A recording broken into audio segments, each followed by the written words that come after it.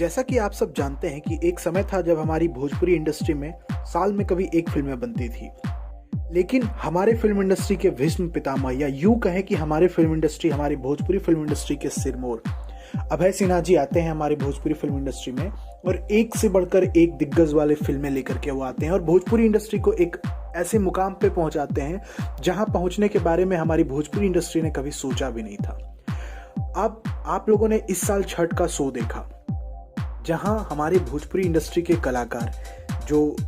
किसी तरह से छठ का शो यहाँ पे होता था इंडिया में, इस बार एक रिकॉर्ड बनाया गया। आप लोगों ने भोजपुरी सिनेमा पे वो शो देखा जो यासी फिल्म्स और के थ्रू बनाया गया था, अभय सिन्हा जी के थ्रू बनाया गया था। आप लोग कल्पना कर सकते हैं, इमेजिन कीजिए कि हमारी भोजपुरी इंडस्ट्री के स्टार्स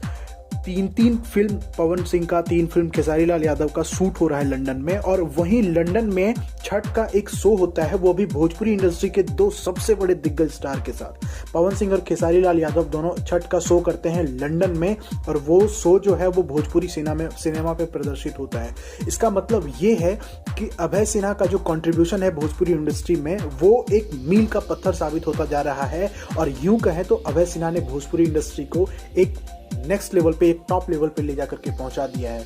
तो अब आने वाले समय में हम लोग देखते हैं कि यासी फिल्म्स और अभय सिन्हा मिलकर क्या कर रहे हैं, या यूं कह सकते हैं कि यासी फिल्म्स जो है वो भोजपुरी इंडस्ट्री का सब कुछ है। ठीक है, तो चलिए फिर मिलकर के हम लोग एक बार सब अभय सिन्हा जी को धन्यवाद देते हैं कि उन्होंने भोजपुरी इंडस्ट्री को इस जगह पे ले जाकर के पहुंचाया कि आज लंदन में हमारे भोजपुरी इंडस्ट्री के 2 बड़े सुपरस्टार छठ का शो कर रहे हैं और वो शो हम लोग घर बैठे देख रहे हैं भोजपुरी सिनेमा चैनल के थ्रू। तो हम सब की तरफ से अभय सिन्हा, यासी फिल्म्स, उनकी पूरी टीम को बहुत बहुत धन्यवाद।